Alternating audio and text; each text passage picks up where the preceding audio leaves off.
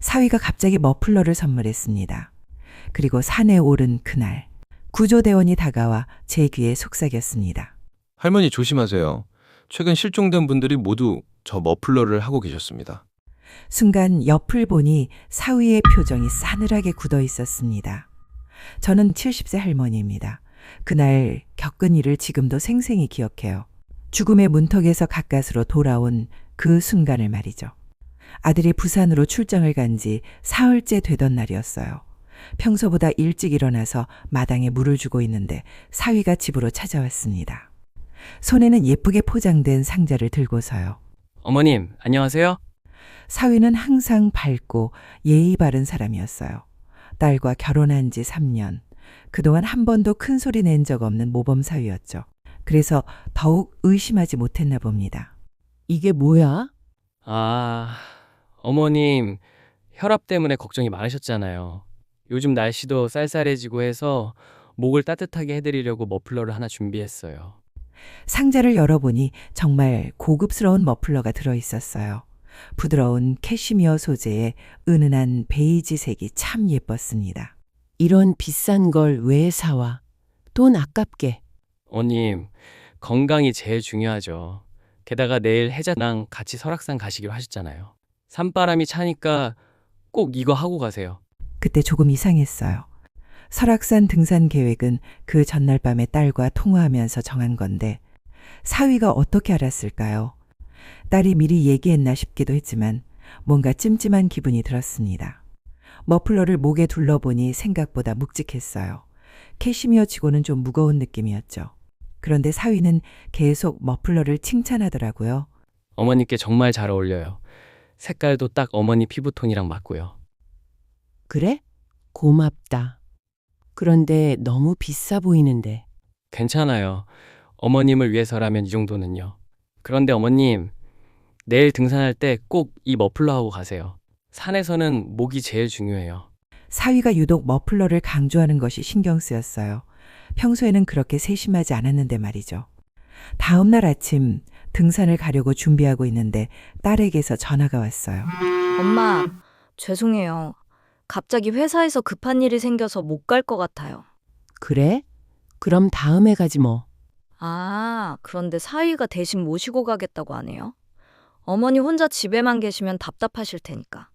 전화를 끊고 나니 사위가 바로 연락이 왔어요. 마치 짜고 친 것 같았죠. 어머님, 혜자가 못 간다고 해서 제가 모시고 가려고요. 괜찮으시죠? 그래도 되나? 내가 바쁠 텐데. 아니에요. 오늘 원래 휴가 내놨거든요. 어머님과 좋은 시간 보내고 싶어요. 뭔가 이상했지만 거절할 이유도 없었어요. 그리고 사위가 그렇게 정성스럽게 준비해준 머플러를 하고 가는 게 예의 같기도 했고요. 설악산 입구에서 사위와 만나서 등산을 시작했어요.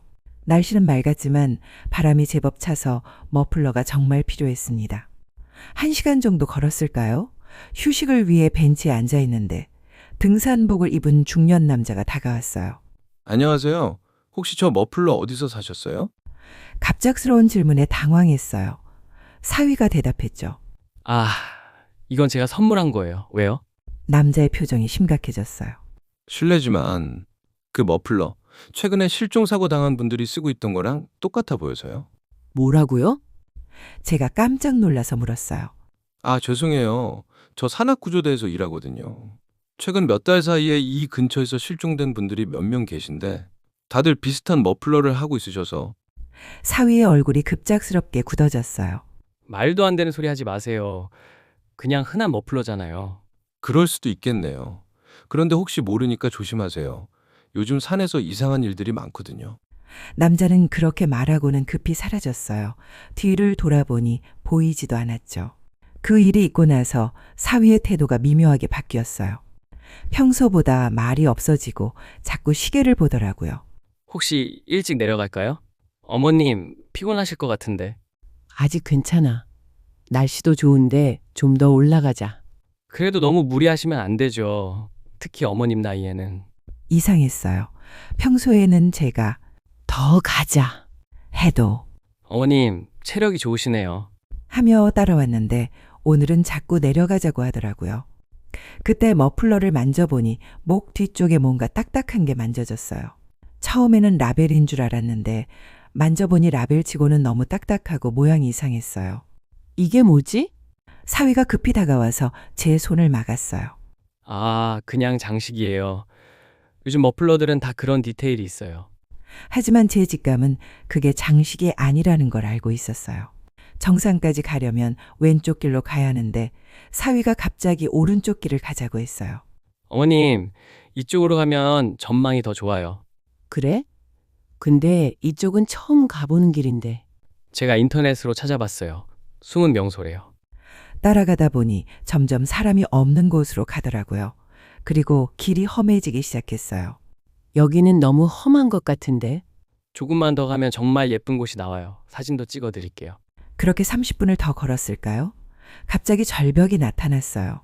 아래는 까마득한 골짜기였죠. 와, 여기 정말 전망이 좋네요. 어머님, 저기 끝에 서서 사진 한 장 찍어 드릴게요. 거기는 너무 위험해 보이는데. 괜찮아요. 제가 잡아 드릴게요. 머플러도 바람에 예쁘게 날리고 좋을 것 같은데요. 사위가 제 팔을 잡고 절벽 끝으로 이끌었어요. 그때 바람이 세게 불어서 머플러가 펄럭였는데 목 뒤에 딱딱한 부분이 더 확실하게 느껴졌어요. 자, 어머님, 조금만 더 뒤로 가세요. 여기면 충분해. 아니에요. 배경이 더 잘 나오려면 사위가 제 어깨에 손을 얹고 뒤로 밀기 시작했어요. 그 순간 머리가 번쩍했어요. 아, 이놈이 나를 죽이려고 한다. 70년을 살아온 직감이 경보를 울렸어요. 그리고 그 순간 산악구조대원의 말이 떠올랐어요. 최근에 실종된 분들이 다들 비슷한 머플러를 하고 있었다. 사위가 제 어깨를 더 세게 밀려는 순간 저는 본능적으로 몸을 비틀면서 사위의 팔을 잡아당겼어요. 어머님 뭘 하시는 거예요? 너 지금 나를. 무슨 말씀이세요? 사진 찍으려고 했는데. 하지만 사위의 눈빛이 완전히 바뀌어 있었어요. 평소의 온화함은 온데간데 없고 차가운 살기가 느껴졌죠. 어머님께서 너무 예민하게 반응하시네요. 그리고 다시 제게 다가오려고 했어요. 이번에는 대놓고 밀치려는 의도가 역력했죠. 어린 시절 시골에서 자란 저는 몸싸움이 어색하지 않았어요. 농사일 하느라 몸도 튼튼했고요. 사위가 제게 달려드는 순간 저는 옆으로 피하면서 등산 스틱으로 사위의 다리를 걸었어요. 아, 균형을 잃은 사위가 비틀거렸어요. 그 틈에 저는 안전한 곳으로 피했죠. 어머님 위험해요. 저한테 오세요. 사위가 다시 접근하려고 했지만 저는 계속 거리를 두면서 등산 스틱을 방어용으로 들고 있었어요. 너 지금 나를 죽이려고 했지? 무슨 말씀을? 어머님이 미끄러질까봐 잡아드리려고. 거짓말. 내 눈빛 봤어. 그때 사위가 갑자기 표정을 바꾸더니 웃기 시작했어요. 섬뜩한 웃음이었죠. 하하. 역시 어머님은 눈치가 빠르시네요. 왜 이런 짓을? 돈 때문이에요, 어머님. 어머님 재산, 보험금 다 합치면 꽤 되거든요. 정말 충격적이었어요. 3년 동안 믿어왔던 사위가 이런 사람이었다니. 혜자는 아는 거야? 당연히 몰라요. 그 순진한 것이 뭘 알겠어요. 다 제가 혼자 계획한 거예요. 사위가 다시 천천히 다가오기 시작했어요. 어차피 여기까지 온 이상 어머님도 아시잖아요. 이제 돌아갈 수는 없어요. 사위가 마지막으로 저에게 달려들었어요. 하지만 저는 이미 각오를 하고 있었죠. 죽기 전에 이놈만큼은 함께 데려가야겠다고 생각했어요. 사위가 제 목을 잡으려고 하는 순간 저는 등산 스틱으로 사위의 명치를 찔렀어요. 그리고 온 힘을 다해 사위를 밀어냈죠. 으아! 사위가 뒤로 넘어지면서 절벽 아래로 굴러떨어졌어요. 마지막에 뭔가를 잡으려고 했지만 이미 늦었죠. 저는 그 자리에 주저앉아서 한참을 떨고 있었어요. 70년을 살면서 사람을 죽일 뻔한 건 처음이었거든요. 핸드폰으로 119에 신고한 후 구조대가 와서 저를 안전한 곳으로 데려갔어요. 사위는 다행히 중간에 나무에 걸려서 죽지는 않았지만 중상을 입었죠. 경찰이 와서 조사를 시작했어요. 처음에는 등산 사고로 보려고 했는데 제가 사위가 저를 죽이려고 했다고 증언하자 본격적인 수사에 들어갔어요. 할머님, 혹시 증거가 될 만한 게 있나요? 그때 머플러 목 뒤에 딱딱한 부분이 떠올랐어요. 이거 확인해 보세요. 경찰이 머플러를 자세히 살펴보더니 작은 칼로 실밥을 뜯기 시작했어요. 이게 뭐죠? 머플러 안에서 나온 건 작은 전자기기였어요. GPS 추적 장치였죠. 이건 위치 추적기네요. 실시간으로 위치를 확인할 수 있는. 경찰도 놀란 표정이었어요. 그럼 사위가 할머님의 위치를 계속 추적하고 있었다는 뜻이네요. 더 충격적인 사실도 드러났어요. 추적 기록을 확인해 보니 그동안 제가 어디를 가든 사위가 다 알고 있었다는 거예요. 수사가 진행되면서 사위의 치밀한 계획이 드러났어요. 6개월 전부터 사위는 제 명의로 여러 개의 생명보험에 가입해놨어요. 딸 몰래 제 도장을 몰래 사용해서 말이에요.